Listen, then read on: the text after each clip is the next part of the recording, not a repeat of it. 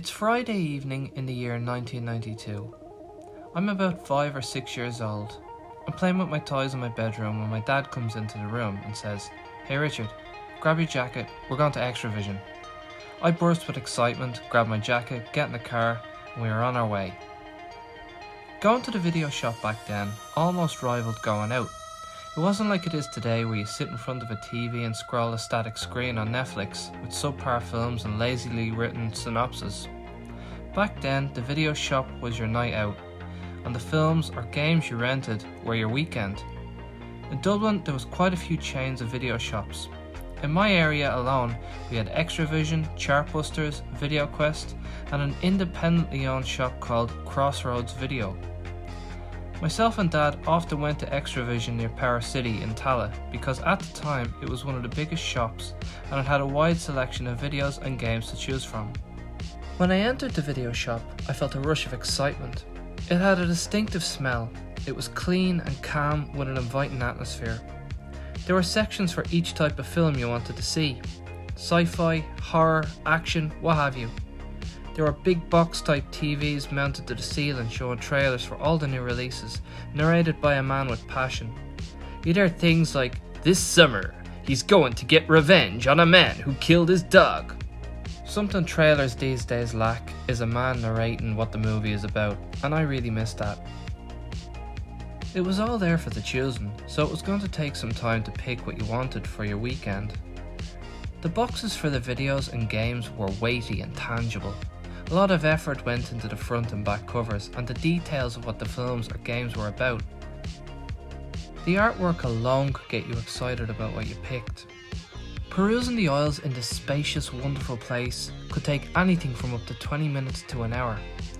On this particular evening, a game called Desert Strike Return to the Gulf caught my attention. The cover had a helicopter blowing shit up, flames in the background while some lad is trying to grab onto a rope ladder.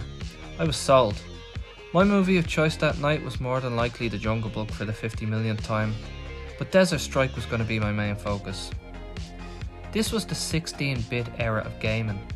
Most kids had either a Super Nintendo, SNES for short, or a Sega Mega Drive. I had the Sega Mega Drive too. It's the smaller version of the original Sega Mega Drive, only with extra slots to upgrade the console at a later date, which did happen. There was a Sega CD add-on and a 32X add-on. If you lived in America, it would have been called the Sega Genesis. Desert Strike came out on both consoles. As much as I loved the Sega Mega Drive and its blast processing abilities, I envied my cousins who had the SNES. The Super Nintendo was more colourful and had a better sound processor, and if I'm totally honest, a bigger library of better games. Some games like Star Fox and Donkey Kong had chips inside their cartridges that gave the games graphical upgrades. It wouldn't be until the Mega Drive was on death's door before Sega decided to do that as well.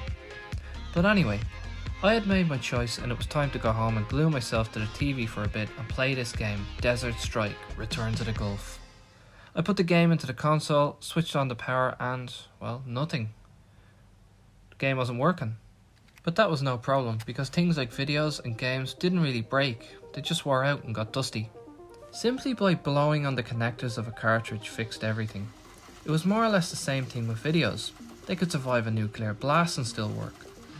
The worst thing that would happen to a video over time was the picture would start to get fuzzy lines, but you could adjust the tracking on your video player or use the head cleaner to clean your video player. And just like that, the problem would be solved or slightly fixed. If a disc even gets scratched, it's fucked. Videos are better. So anyway, Desert Strike. Loading up the game, we get the Electronic Arts logo. Then the game's intro opens with this blisteringly heavy metal Sega Mega Drive guitar-like solo. Then you're given the plot. You have to save the world from a psycho madman before he causes World War III or something. And that means heading to the Gulf and blowing the ever-living shit out of everything. Yeah. Do you think I read any of this at 5 years old? Hell no. All I knew was, I'm a green helicopter, I have missiles, rockets and guns, and it's time to fly around the map and blow shit up. The map was, dare I say it, open world. There were certain mission objectives in order to progress through it. Rescue people, blow up the radar, blow up the buildings, blow up the tents, blow up the missile launchers. Fuck it, just blow up everything. Fuck everyone. Extra fuel, rockets, gun ammo and missiles were dotted around the map. Desert Strike fast becomes a hard, unforgiving game.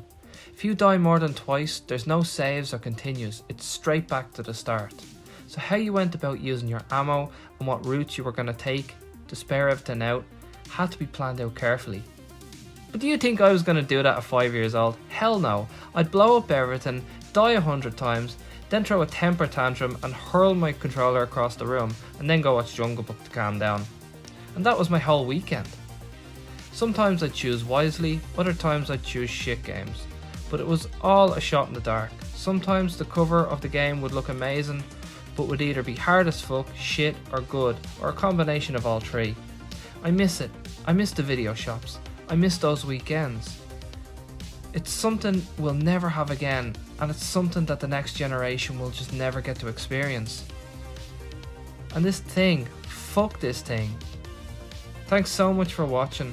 A like and a sub to the channel would be much appreciated, and if you're watching on Facebook, just follow the fucking thing, will you? Please and thank you. Bye bye.